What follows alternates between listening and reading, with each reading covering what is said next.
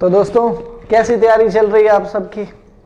2 video clear हो चुके हैं लोक देवताओं के, और आशा करता हूं कि आप एडवांस में मेरे से भी ज़्यादा तैयारी कर चुके होंगे। कछुए की साल या खरगोश की चाल, हमें दोनों नहीं चलनी, दोनों को कॉपी नहीं करना है। अगर हम दोनों को कॉपी करेंगे तो पीछे रहेंगे।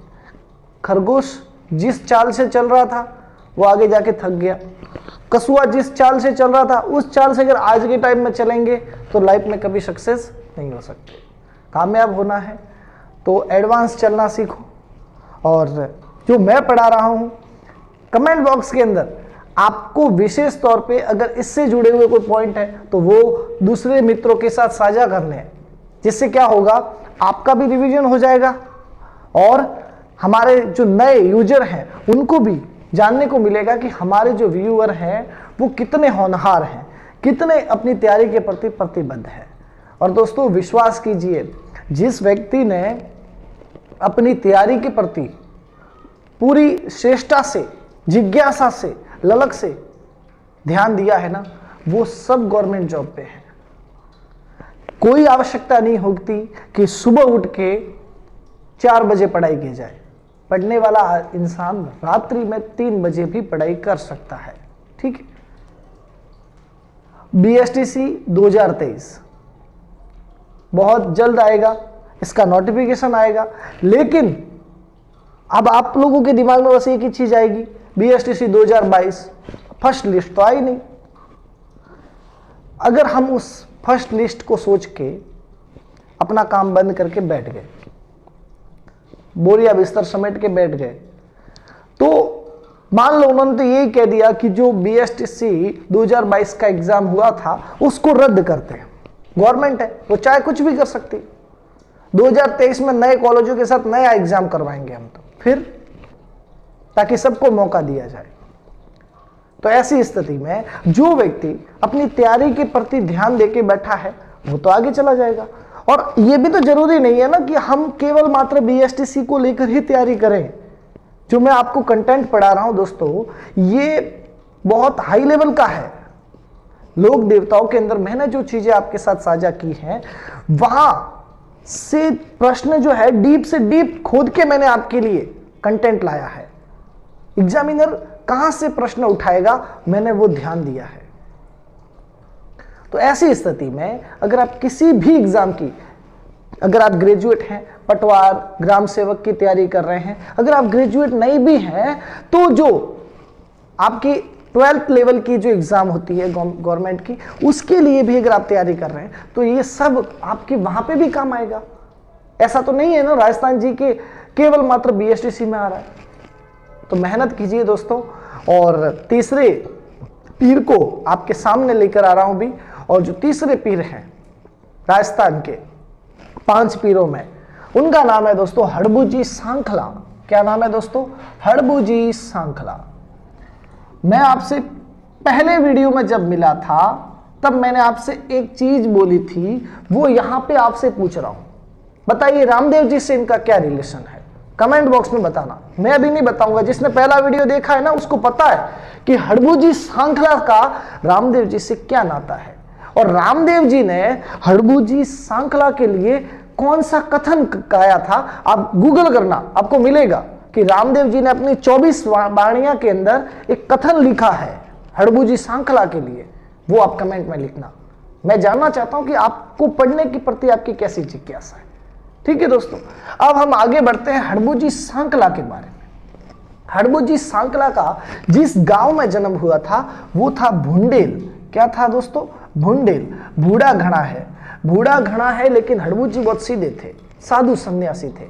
उनकी बिल्कुल ही बाबूजी की तरह, जैसे कि बाबूजी कितने वीर, ऐसे हर चीज में लड़ने को तत्पर, ऐसे नहीं थे। शांत स्वभाव के थे, सन्यासी आदमी थे, लेकिन राजपूत परिवार में इनका जन्म हुआ था। भुंडेल दोस्तों पड़ता है नागौर के अंदर। कहां पड़ता है दोस्तों? नागौर के अंदर। ये चलो मैंने नागौर लिख लिया। तो दोस्तों भुंडेल नागौर में जो इनका जन्म हुआ, तो ये राजपूत परिवार में जन्म लेते हैं। और जैसा कि इनके पीछे लिखा हुआ सांखला, तो ये जो गोत्र थी इनकी वो थी सांखला, और राजपूत थे। और राजपूत में इनके पिताजी के बारे में हमें जानकारी मिलती है वो है दोस्तों मेहाजी। कौन है दोस्तों? मेहाजी। आपको एक चीज और बता दूं, मेहाजी नाम के एक आगे जाके पीर भी है, 5वें मेहाजी मांगलिया। तो वहां से आप याद कर सकते हैं कि इनके पिताजी का नाम क्या है? मेहाजी। ठीक है, वैसे वो नहीं है, ये मेहाजी सांखला है जो हड़बूजी सांखला के पिताजी हैं। भुंडेल नागौर में इनका जन्म होता है, राजपूत हैं। ठीक, अब देखिए दोस्तों, इनको एस्ट्रोलॉजर बनना था, इनको ये लड़ाई वड़ाई बूढ़ा काम करना पसंद नहीं था। तो ये क्या, एस्ट्रोलॉजर, इनको बस सन्यासी बनके हर चीज, मतलब एस्ट्रोलॉजर मतलब ज्योतिष, भविष्य बताने वाले, हाथ देख के कि भाई क्या होने वाला है। तो इनको बहुत बड़ा सगुन शास्त्री माना जाता है। आज भी सगुन के देवता के तौर पे इनकी पूजा होती है दोस्तों। सगुन शास्त्री थे ये। क्या थी? सगुन शास्त्री। अब इनकी जन्म की तिथि नहीं बताई जाती, कब हुआ था।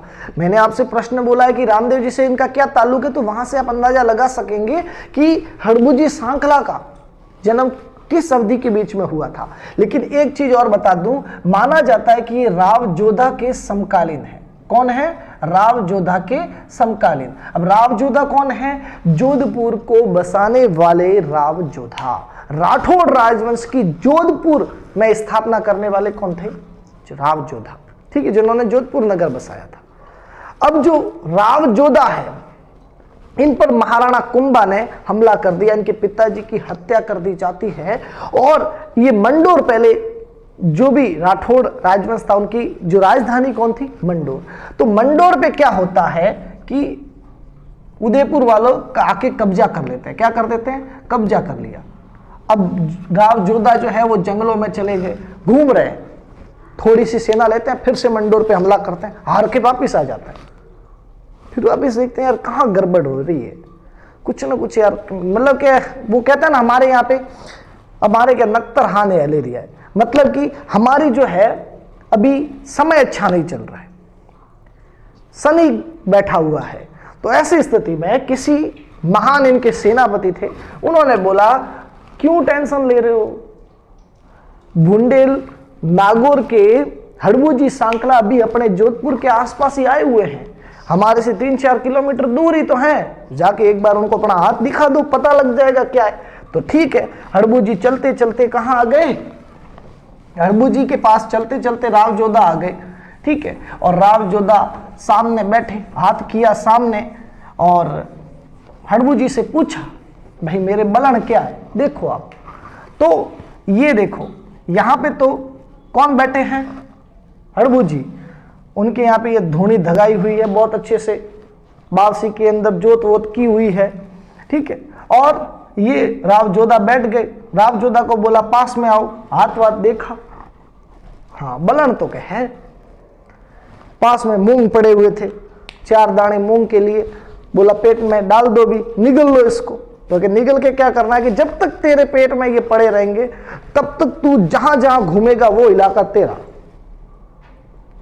ये कहानी तो एक मिलती है। कोई और कहते हैं कि उनको वहां पे कटार दी थी। हड़बूजी ने बोला लो ये मैं तुम्हें कटार देता हूं, ये चमत्कारी कटार है, ये कटार लेके तू मंडोर पे हमला कर दे, मंडोर तेरा। कोई कहते हैं कि कटार तो दी, साथ में चमत्कारी घोड़ा भी दिया था। तो ठीक है, तीनों चीजें मान लो, क्या जाता है, अपना कुछ नहीं जाता, तैयारी करो मजे से। ठीक है, तो ये दिया। अब जो भी चीज हो, उसके बाद मंडोर पे हमला।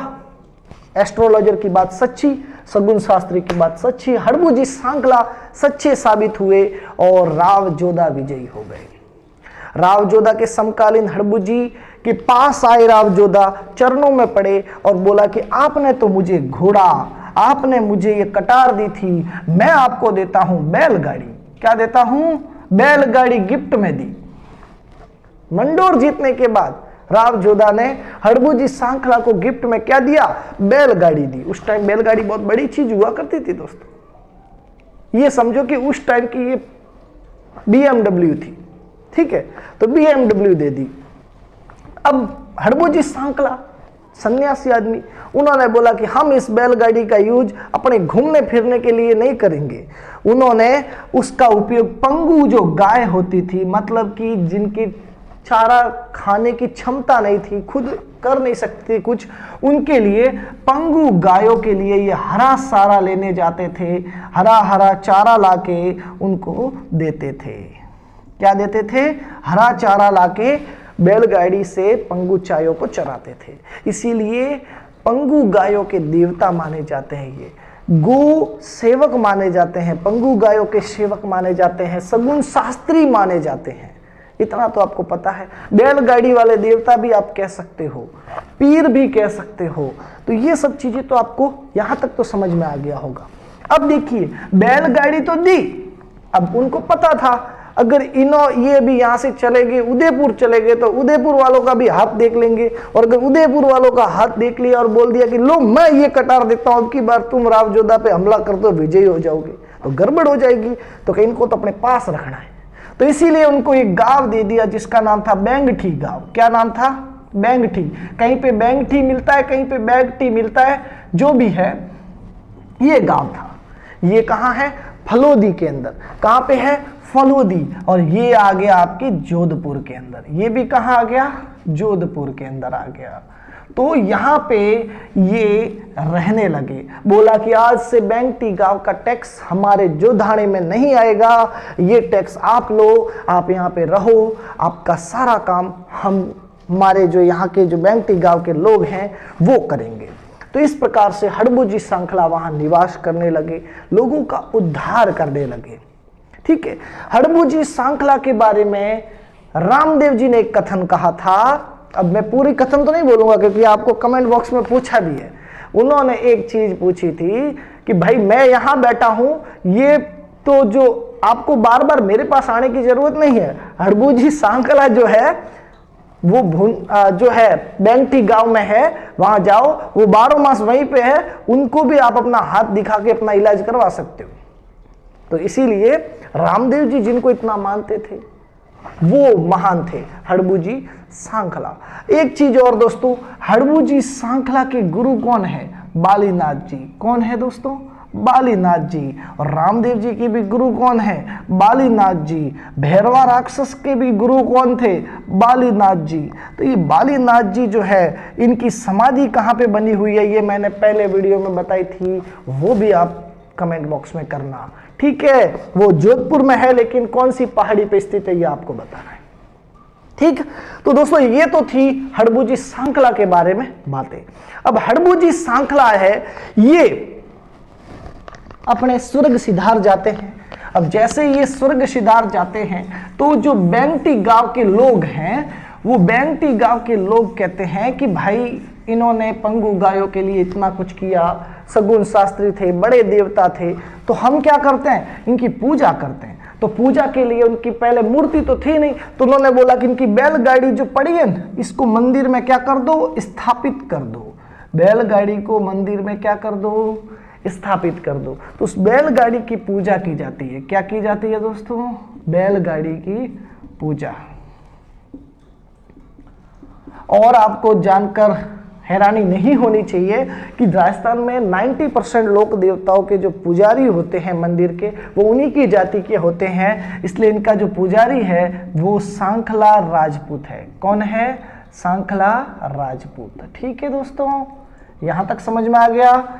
उसके अलावा इस मंदिर का निर्माण दोस्तों 1721 के अंदर कानों के कच्छे राजा अजीत सिंह के द्वारा करवाया गया था। किसके द्वारा? अजीत सिंह जी के द्वारा। ये जोधपुर के क्या थे? महाराजा थे। ठीक है। और आपको जानना होगा, ये वही अजीत सिंह जी हैं जिनकी हत्या उनके पुत्र बकत सिंह जी के द्वारा कर दी जाती है। बकत सिंह वही है जो मारवाड़ के दूसरे पितृहंता बनते हैं। जो पिता की हत्या कर देते हैं उसे पितृहंता बोला जाता है। तो मारवाड़ के दूसरे पितृहंता हैं कौन? बकत सिंह। तो भाई पहले कौन है? तो पहले थे 1500, यहां देखो 2 है, वहां 3 लगा दो, यहां 5 लगा दो, 1 5 3 1, 1531 के अंदर मालदेव, राव मालदेव, 52 युद्धों का विजेता, हसमत वाला राजा, जिसके गिरी और सुमेल के अंदर जिसने बोला था, किसने? शेरशाह सूरी ने, एक मुश्त बाजरा हिंदुस्तान बादशाहत बर्बाद बुदे, मतलब एक मुट्ठी भर बाजरे के लिए मैं हिंदुस्तान की बादशाहत खो देता। वो शेरशाह सूरी ने इन्हीं के सेनापति से युद्ध लड़ा था, जो थे जैता और कुपा। ठीक है, हालांकि मालदेव ने वहां साथ नहीं दिया, अगर साथ दिया होता तो विजय हो जाता। तो जो शेरशाह सूरी से लड़ने वाला मालदेव, उसने अपने पिता की हत्या की थी 1531 में। पहला पितृहंता बना था, पिता थे गंगा सिंह जी। कौन थे? गंगा सिंह जी। ठीक है दोस्तों, तो यहां तक आप लोगों को सारी चीजें समझ में आ गई। तो दोस्तों अब कुछ 1-2 चीजें और रह गई हैं हड़बूजी सांकला के बारे में, वो यहां पे मैं लिख लेता हूं। एक तो दोस्तों देखिए, इनका वाहन, इनकी सवारी, ये जो बैलगाड़ी तो इनको गिफ्ट में मिली थी, लेकिन इनका सवारी कौन है? जैसे मां जगदम्बा की सवारी शेर को माना जाता है, वैसे ही इनकी सवारी शियार को माना जाता है। किसको माना जाता है? सियार। हालांकि मैं कहीं कमेंट देख रहा था, तो वहां पे उनके आसपास के लोगों ने कमेंट किया कि वो सियार नहीं है, वो नाहर है। तो इसीलिए उनके सम्मान में मैं यहाँ एक चीज लिख लेता हूं कि वो नाहर भी हो सकता है। तो हालांकि एग्जाम दृष्टिकोण से सियार इंपोर्टेंट है, बाकी नाहर भी आप याद रख सकते हो। ठीक है दोस्तों, तो इनके वाहन का नाम सियार या नाहर था। यहां तक एक लास्ट में चीज कि इनका भी मेला भरता है। कहां भरता है दोस्तों? बैंगटी गांव में मेला भरता है, जहां बैलगाड़ी की पूजा होती है। मेला होता है दोस्तों तेजा दशमी के दिन। हाँ, मैंने क्या पढ़ा दिया आपको? पीर तो चल रहे हैं हड़बूजी सांखला, और यहाँ पे तेजा दशमी क्यों लिख ली? अरे भाई, हर पीर आपस में लिंक है। और तेजा दशमी कब आती है? भाद्रपद। भाद्रपद, ये चलो भाद्रपद, ये लिख लिया मैंने शुक्ल, और यहाँ पे ये लिख ली दशमी, यानी कि भाद्रवा मीनारी अज्वाली दशम, यानी भाद्रपद शुक्ल दशमी के दिन तेजा दशमी होती है, और उस तेजा दशमी को हड़बूजी सांखला का मेला भरता है। ठीक है दोस्तों, एक लास्ट में चीज और महत्वपूर्ण कि जिस दिन भाद्रपद शुक्ल एकादशी, ये थी भाद्रपद शुक्ल दशमी, इसी के दिन डालीबाई ने समाधि भी ली थी, और भाद्रपद शुक्ल एकादशी के दिन रामदेव जी ने समाधि ली थी। और आपको बता दूं कि भाद्रपद शुक्ल एकादशी के जस्ट 8 दिन बाद हड़बूजी सांखला भी जीवित समाधि लेते हैं। ठीक है, तो हड़बूजी सांखला के बारे में तारीख या तय तो नहीं मिलती, ये कहा जाता है कि भाद्रपद शुक्ल एकादशी के जस्ट 8 दिन बाद हड़बूजी सांखला जो है वो समाधि ले लेते हैं जीवित। एक चीज और कि रामदेव जी ने जीवित समाधि लेने के बाद हड़बूजी से मुलाकात की थी, हड़बूजी से वो मिले थे, और तो उनको कुछ जो है सैंपल दिए थे उनके खुद के, मतलब कि पाग वगैरह। तो ऐसी स्थिति में वो लेके जब रुणीचा गए तो वहां पे सब सफेद ऊपर पाग वगैरह पहन के बैठे थे। तो क्या आप ऐसा क्यों कर रहे हो? तो कि रामदेव जी ने समाधि ले दी। तो कि रामदेव जी तो मुझे अभी मिले थे जस्ट। तो ये भी एक कथा मिलती है हड़बूजी सांखला की। वैसे ये सब किंवदंतियां भी हो सकती है, लेकिन चमत्कार बिना बात के होता नहीं। 10 लोगों में से अगर 9 लोग चमत्कार की बातें करते हैं तो चमत्कार सच्चा होता है, बस देखने वाला चाहिए। अगर हम मेहनत करते हैं तो अगर 10 लोग आपके ऊपर हंस रहे हैं, वही 10 लोग आपके पीछे चलेंगे अगर आपका सिलेक्शन हो जाता है। जिस आदमी पे जग हंसा है ना, एक दिन वो जग पे हंसा है और जग उसके सामने रोया है, चरणों में पड़ा है। मैं ये नहीं कहूंगा कि आप लोगों को चरणों में लाओ, लेकिन कम से कम अपने पिता का जो सर है वो फक्र से ऊंचा करो, ये कामना करता हूं। और ऐसे ही अगले वीडियो में अगले पीर के साथ, अगले लोक देवता के साथ जल्द मुलाकात करेंगे। तब तक के लिए जय माता दी।